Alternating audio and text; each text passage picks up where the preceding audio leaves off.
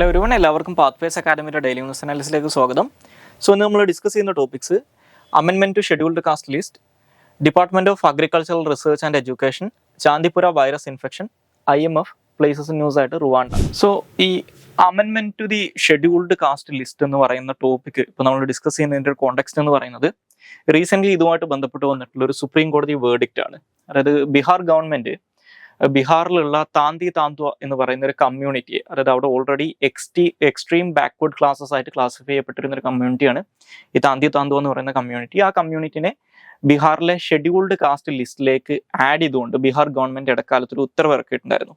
ആ ഉത്തരവിന്റെ കോൺസ്റ്റിറ്റ്യൂഷണാലിറ്റി ചോദ്യം ചെയ്യപ്പെട്ട സമയത്ത് ബീഹാർ ഹൈക്കോടതി അതിനെ അപ്ഹോൾഡ് ചെയ്യുകയും ചെയ്തിട്ടുണ്ടായിരുന്നു. പക്ഷെ ആ ഒരു ഉത്തരവിനെ മരവിപ്പിച്ചുകൊണ്ട് അത് ഭരണഘടനാ വിരുദ്ധമാണെന്ന് പറഞ്ഞുകൊണ്ട് സുപ്രീം കോടതി ഇപ്പോൾ റീസെന്റ് മറ്റൊരു വേർഡിക്റ്റ് ഇറക്കിയിട്ടുണ്ട്.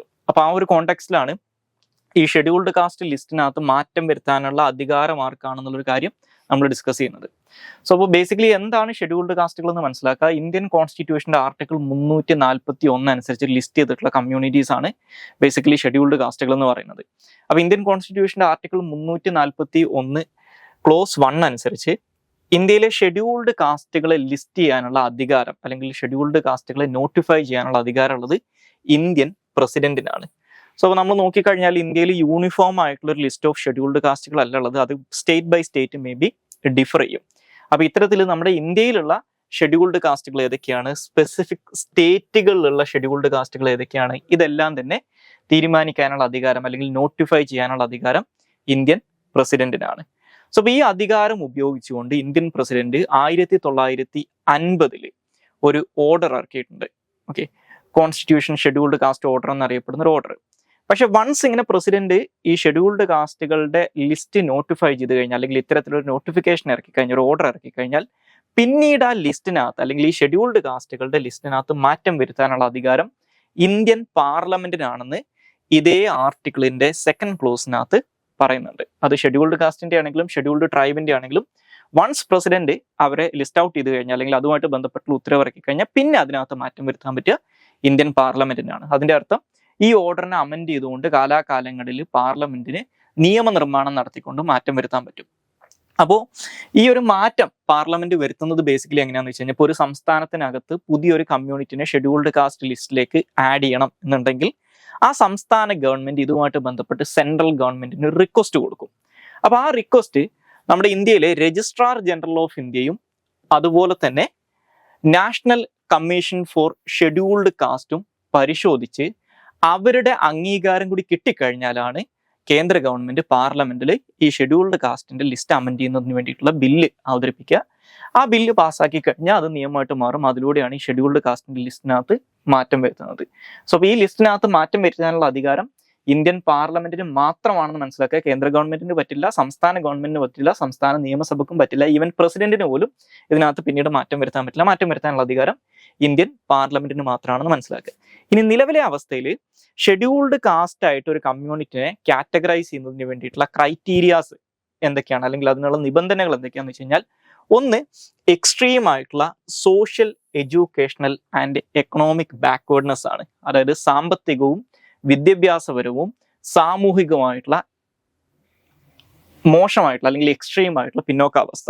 ഓക്കെ, അപ്പൊ ആ പിന്നോക്കാവസ്ഥക്കുള്ള പ്രധാനപ്പെട്ട കാരണങ്ങളൊന്നെന്ന് പറയുന്നത് ട്രഡീഷണൽ പ്രാക്ടീസ് ഓഫ് അൺടച്ചബിലിറ്റി ആയിരിക്കണം. അതായത് അൺടച്ചബിലിറ്റി പോലുള്ള പ്രാക്ടീസസ് കാരണം ഇത്തരത്തിലുള്ള എക്സ്ട്രീം ബാക്ക്വേർഡ്നെസ് അനുഭവിക്കുന്നവരായിരിക്കണം എന്നുള്ളതാണ്.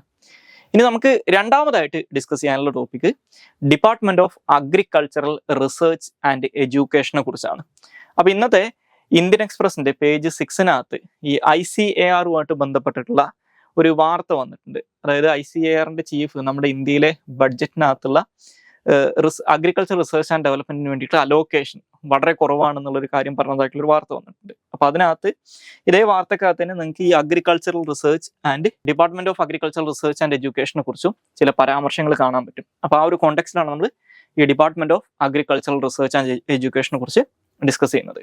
സോ ബേസിക്കലി ഇന്ത്യയിലെ യൂണിയൻ മിനിസ്ട്രി ഓഫ് അഗ്രികൾച്ചറിന്റെ കീഴിൽ, അതായത് കേന്ദ്ര കൃഷി മന്ത്രാലയത്തിന്റെ കീഴിൽ ഒരു ഡിപ്പാർട്ട്മെന്റ് ആയിട്ട് പ്രവർത്തിക്കുന്നതാണ് ഈ department of agricultural research and education എന്ന് പറയുന്നത്. 1973 ഡിസംബറിലാണ് ഈ ഡിപ്പാർട്ട്മെന്റ് എസ്റ്റാബ്ലിഷ് ചെയ്യപ്പെടുന്നത്.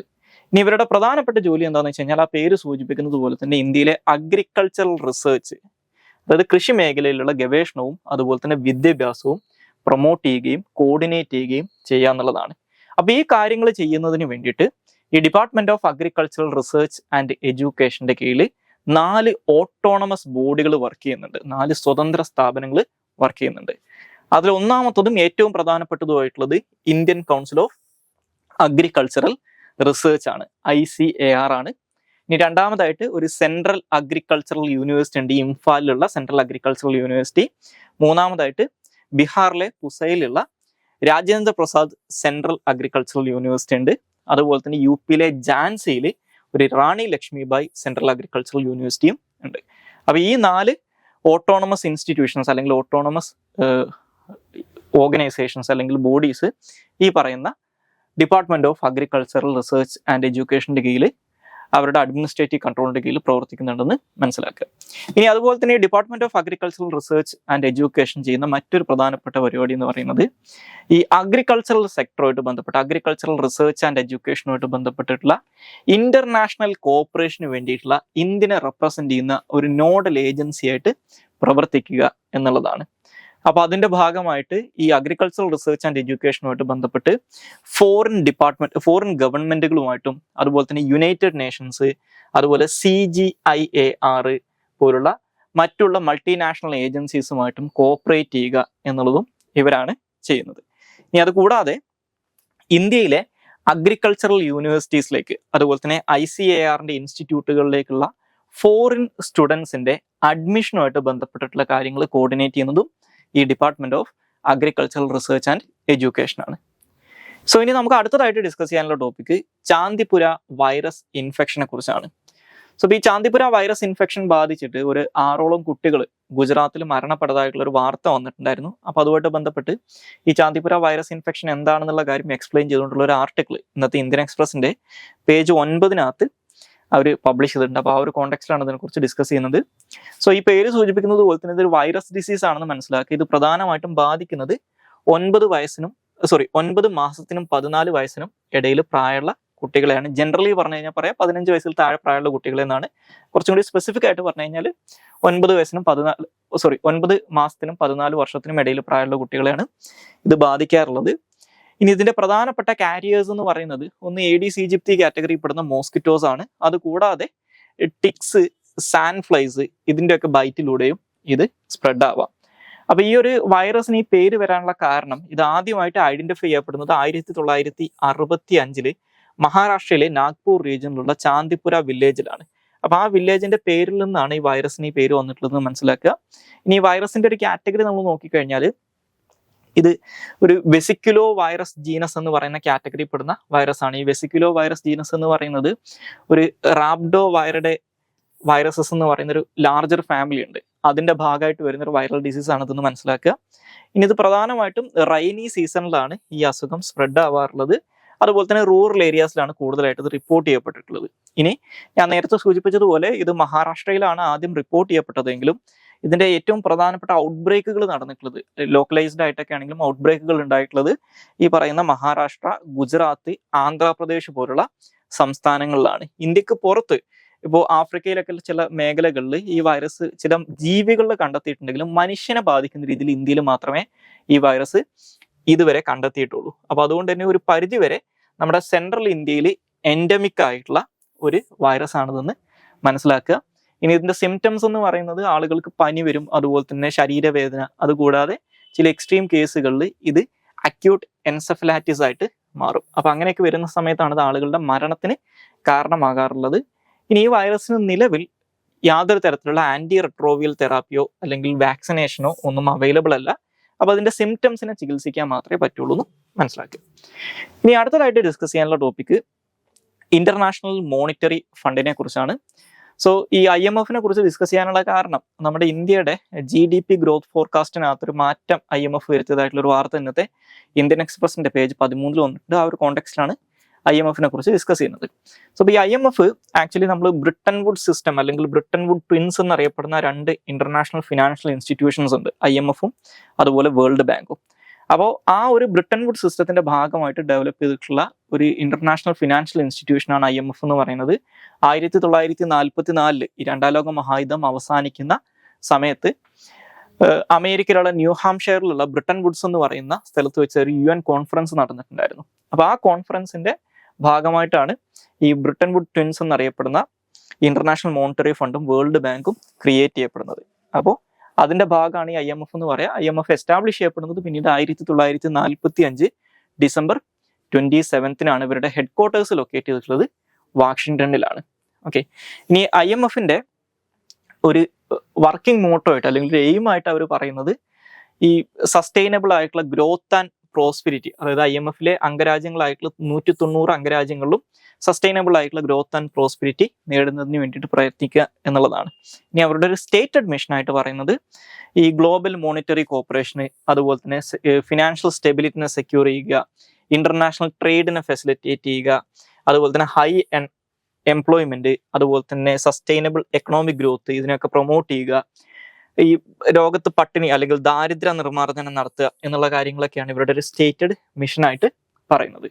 ഇനി അതുപോലെ തന്നെ അവരുടെ മറ്റൊരു പ്രധാനപ്പെട്ട ഫംഗ്ഷൻ ആയിട്ട് പറയുന്നത് ഈ ഫിനാൻഷ്യൽ ഡിസ്ട്രസ് അനുഭവിക്കുന്ന രാജ്യങ്ങളുണ്ടാകും, especially balance of payment crisis face ചെയ്യുന്ന രാജ്യങ്ങൾ. അങ്ങനെയുള്ള രാജ്യങ്ങൾക്ക് ലോൺസ് പ്രൊവൈഡ് ചെയ്യുക അല്ലെങ്കിൽ ഫിനാൻഷ്യൽ സപ്പോർട്ട് കൊടുക്കുക എന്നുള്ളതാണ്. ഇനി IMFന്റെ പ്രധാനപ്പെട്ട 3 മിഷൻസ് ആയിട്ട് IMFന്റെ ഓർഗനൈസേഷണൽ ചാർട്ടിനകത്ത് പറയുന്ന 3 കാര്യങ്ങൾ എന്ന് പറയുന്നത്, ഒന്ന് ഇന്റർനാഷണൽ മോണിറ്ററി കോർപ്പറേഷനെ ഇൻക്രീസ് ചെയ്യുക എന്നുള്ളതാണ്. 2 കൊമേഴ്ഷ്യൽ എക്സ്പാൻഷൻ ആൻഡ് എക്കണോമിക് പ്രോഗ്രസിനെ പ്രൊമോട്ട് ചെയ്യുക എന്നുള്ളതാണ്. 3-ാമതായിട്ട് ഈ എക്കണോമിക് പ്രോസ്പെരിറ്റിക്ക് ഡിട്രിമെന്റൽ ആയിട്ട് എക്കണോമിക് പ്രോസ്പെരിറ്റിനെ നെഗറ്റീവ്ലി അഫക്ട് ചെയ്യുന്ന പോളിസീസ് ഉണ്ടാവും, അതിനെ ഡിസ്കറേജ് ചെയ്യുക എന്നുള്ളതാണ്. അപ്പോൾ IMFന്റെ എല്ലാ പ്രവർത്തനങ്ങളും നമുക്ക് ഈ ഒരു 3 കാറ്റഗറിയിൽ ഇതിലും പെടുത്താൻ പറ്റും. ഇനി IMFന്റെ ഒരു അഡ്മിനിസ്ട്രേറ്റീവ് സൈഡ് അല്ലെങ്കിൽ അവരുടെ ഒരു ഗവേണൻസ് സൈഡ് നോക്കിക്കഴിഞ്ഞാൽ IMFൽ എല്ലാ അംഗരാജ്യങ്ങൾക്കും വോട്ടിംഗ് റൈറ്റ്സ് ഉണ്ട്. പക്ഷേ 1 നേഷൻ 1 വോട്ട് എന്നുള്ള സിസ്റ്റം അല്ല അവിടെ ഉള്ളത്, പകരം ഒരു വെയ്റ്റഡ് വോട്ടിംഗ് സിസ്റ്റം ആണ് അല്ലെങ്കിൽ കോട്ട സിസ്റ്റം ആണ്. അപ്പോൾ ഓരോ രാജ്യത്തിന്റെയും വോട്ട് കോട്ട എത്രയാണെന്ന് തീരുമാനിക്കുന്നത്. എല്ലാ രാജ്യങ്ങൾക്കും ഒരു ബേസിക് കോട്ട ഉണ്ടാവും. അതുകൂടാതെ ആ രാജ്യത്തിന്റെ എക്കണോമിന്റെ സൈസും അതുപോലെ തന്നെ അവരുടെ SPR റൈറ്റ്സ് ഉണ്ട്, സ്പെഷ്യൽ ഡ്രോയിങ് റൈറ്റ്സ് എന്ന് പറയും. അതിന്റെയൊക്കെ അടിസ്ഥാനത്തിലാണ് ഒരു രാജ്യത്തിന്റെ കോട്ട തീരുമാനിക്കപ്പെടുന്നത്. ഇപ്പൊ നമ്മൾ നോക്കിക്കഴിഞ്ഞാൽ അതുകൊണ്ട് തന്നെ IMFനകത്ത് വലിയ രീതിയിൽ രാജ്യങ്ങൾക്കിടയിൽ ഈ വോട്ടിംഗ് റൈറ്റ്സിനകത്ത് ഡിസ്പാരിറ്റി കാണാൻ പറ്റും. ഇപ്പോൾ IMFലെ single largest vote share holder എന്ന് പറയുന്നത് അമേരിക്കയാണ്. ഏകദേശം 16% വോട്ട് ഷെയർ അമേരിക്കയുടെ കയ്യിലാണുള്ളത്. സെക്കൻഡ് ലാർജസ്റ്റ് ജപ്പാനാണ്, അത് 6%, 6 പോയിന്റ് സംതിങ് ആണ്. പിന്നെ ചൈനയാണ്. ഇന്ത്യയുടെ കേസിൽ ഇന്ത്യ 8-ാം സ്ഥാനത്താണ്, 2 പോയിന്റ് സംതിങ് ആണ് ഇന്ത്യയുടെ പെർസെൻറ്റേജ് ആണ് ഇന്ത്യയുടെ വോട്ട് ഷെയർ എന്ന് പറയുന്നത്. അപ്പൊ അതുകൊണ്ട് തന്നെ ഈ IMFന്റെ പ്രവർത്തനങ്ങൾക്ക് അതൊക്കെ മാറ്റം വരുത്തണമെന്ന് കുറെ കാലമായിട്ട് ഡിമാൻഡ് ചെയ്യുന്ന രാജ്യങ്ങളിലൊന്നാണ് ഇന്ത്യ എന്ന് പറയുന്നത്. കുറച്ചും കൂടി ഇൻസ്റ്റിറ്റ്യൂഷൻസിനെ ഡെമോക്രാറ്റൈസ് ചെയ്യണം എന്ന് പറയാറുണ്ട്. ഇനി IMF, ഞാൻ നേരത്തെ പറഞ്ഞ IMF ചെയ്യുന്ന ഒരു പ്രധാനപ്പെട്ട ഫംഗ്ഷൻ എന്ന് പറയുന്നത് IMFന്റെ മെമ്പർ സ്റ്റേറ്റുകൾ balance of payment crisis face ചെയ്യുന്ന സമയത്ത് അവർക്ക് ബെയിലൗട്ട് പാക്കേജുകൾ കൊടുക്കുക അല്ലെങ്കിൽ ഫിനാൻഷ്യൽ ലോൺസ് കൊടുക്കുക എന്നുള്ളതാണ്. അപ്പൊ അതിന് വേണ്ടിയിട്ടുള്ള പണം ഇവർ കണ്ടെത്തുന്നത് എങ്ങനെയാണെന്ന് വെച്ച് കഴിഞ്ഞാൽ പ്രധാനമായിട്ടും IMFന്റെ പണം അവർക്ക് കണ്ടെത്താൻ പറ്റുന്നത് ഈ മെമ്പർ കൺട്രികൾ കൊടുക്കുന്ന കോട്ടാസും അതുപോലെ തന്നെ സബ്സ്ക്രിപ്ഷനിലൂടെയാണ്. ഓക്കെ, അപ്പോൾ ഇത് തീരുമാനിക്കുന്നത് ഓരോ രാജ്യത്തിനെയും കോട്ടയും സബ്സ്ക്രിപ്ഷൻ ഫീ ഒക്കെ തീരുമാനിക്കുന്നത് പ്രധാനമായിട്ടും ആ രാജ്യത്തിന്റെ എക്കണോമിയുടെ സൈസിന്റെ അടിസ്ഥാനത്തിലാണ്. ഇനി IMFന്റെ ഹയസ്റ്റ് ഡിസിഷൻ മേക്കിംഗ് ബോഡി എന്ന് പറയുന്നത് അവരുടെ ബോർഡ് ഓഫ് ഗവേണേഴ്സ് ആണ്. ഈ ബോർഡ് ഓഫ് ഗവേണേഴ്സിനകത്ത് ഈ IMFലെ മെമ്പേഴ്സ് ആയിട്ടുള്ള എല്ലാ രാജ്യങ്ങളെയും റെപ്രസെന്റ് ചെയ്തുകൊണ്ട് ഒരു ഗവർണറും ഒരു ഓൾട്ടർനേറ്റീവ് ഗവർണറും ഉണ്ടാവും. സാധാരണഗതിയിൽ ഈ പറയുന്ന ഈ ബോർഡ് ഓഫ് ഗവർണറിനകത്ത് ഓരോ രാജ്യത്തിന്റെയും റെപ്രസെന്റേറ്റീവ് ആയിട്ടുള്ള ആൾ തീരുമാനിക്കുന്നത് ആ രാജ്യത്തിലെ ഗവൺമെന്റ് ആണ്. പക്ഷെ അത് യൂഷ്വലി ആ രാജ്യത്തിലെ ഫിനാൻസ് മിനിസ്റ്ററോ അല്ലെങ്കിൽ അവരുടെ സെൻട്രൽ ബാങ്കിന്റെ ഹെഡോ ആയിരിക്കും. പക്ഷെ IMFന്റെ ഡേ ടു ഡേ അഫയേഴ്സ് നോക്കുന്നത് ബേസിക്കലി ബോർഡ് ഓഫ് ഗവർണേഴ്സ് അല്ല, പകരം IMFന്റെ ഒരു 24 മെമ്പേഴ്സ് ഉള്ള എക്സിക്യൂട്ടീവ് ബോർഡ് ഉണ്ട്. ഈ എക്സിക്യൂട്ടീവ് ബോർഡാണ് IMFന്റെ പ്രധാനപ്പെട്ട അഡ്മിനിസ്ട്രേറ്റീവ് കാര്യങ്ങളെല്ലാം തന്നെ, ഡേ ടു ഡേ ബിസിനസ് എല്ലാം തന്നെ അവരാണ് കണ്ടക്ട് ചെയ്യുന്നത്. അപ്പോൾ ഈ എക്സിക്യൂട്ടീവ് ബോർഡിന് ഈ അധികാരങ്ങൾ കിട്ടിയിട്ടുള്ളത് ബോർഡ് ഓഫ് ഗവർണേഴ്സ് അവരുടെ ചില അധികാരങ്ങൾ എക്സിക്യൂട്ടീവ് ബോർഡിന് ഡെലിഗേറ്റ് ചെയ്ത് കൊടുത്തിട്ടുണ്ട്. ആ അധികാരങ്ങൾ ഉപയോഗിച്ചിട്ടാണ് എക്സിക്യൂട്ടീവ് ബോർഡ് ഈ കാര്യങ്ങൾ ചെയ്യുന്നത്. ഇനി നമുക്ക് അവസാനമായിട്ട് ഡിസ്കസ് ചെയ്യാനുള്ള ടോപ്പിക് റുവാണ്ടയെ കുറിച്ചാണ്.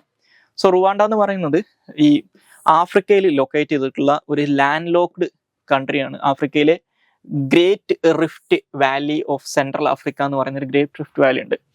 ഓക്കെ, അവിടെ ലൊക്കേറ്റ് ചെയ്തിട്ടുള്ള ഒരു ലാൻഡ് ലോക്ക്ഡ് കൺട്രിയാണ് റുവാണ്ട എന്ന് പറയുന്നത്. അപ്പൊ ഈ ഒരു പ്രദേശത്താണ് ആഫ്രിക്കൻ ഗ്രേറ്റ് ലേക്ക് റീജനും അതുപോലെ തന്നെ സൗത്ത് ഈസ്റ്റ് ആഫ്രിക്കയും കൂടിച്ചേരുന്നത്. ഓക്കെ, അപ്പൊ ഈ റുവാണ്ടയ്ക്ക് ഒരു വിളിപ്പേരുണ്ട്. റുവാണ്ടനെ വിളിക്കാറുള്ളത് ദ ലാൻഡ് ഓഫ് 1000 ഹിൽസ് എന്നാണ്. കാരണം ഒരുപാട് മലനിരകൾ ഉള്ളതുകൊണ്ടാണ് അങ്ങനെ വിളിക്കുന്നത്. അതുപോലെ തന്നെ റുവാണ്ടയുടെ അതിർത്തി രാജ്യങ്ങൾ അല്ലെങ്കിൽ അയൽ രാജ്യങ്ങൾ നോക്കിക്കഴിഞ്ഞാൽ ഉഗാണ്ട, അതുപോലെ തന്നെ Tanzania, Burundi, democratic republic of Congo അല്ലെങ്കിൽ DRC എന്നീ രാജ്യങ്ങളുമായിട്ടാണ് റുവാണ്ടക്ക് അതിർത്തി ഉള്ളത്. അതുപോലെ തന്നെ റുവാണ്ടയുടെ ക്യാപിറ്റൽ സിറ്റിയും അതുപോലെ തന്നെ അവരുടെ ലാർജസ്റ്റ് സിറ്റി എന്ന് പറയുന്നത് കിഗാലി ആണ്. സോ ഇത്രയും കാര്യങ്ങളാണ് ഇന്നത്തെ ഡെയിലി ന്യൂസ് അനാലിസിനകത്ത് ഡിസ്കസ് ചെയ്യാനുള്ളത്. Thank you all.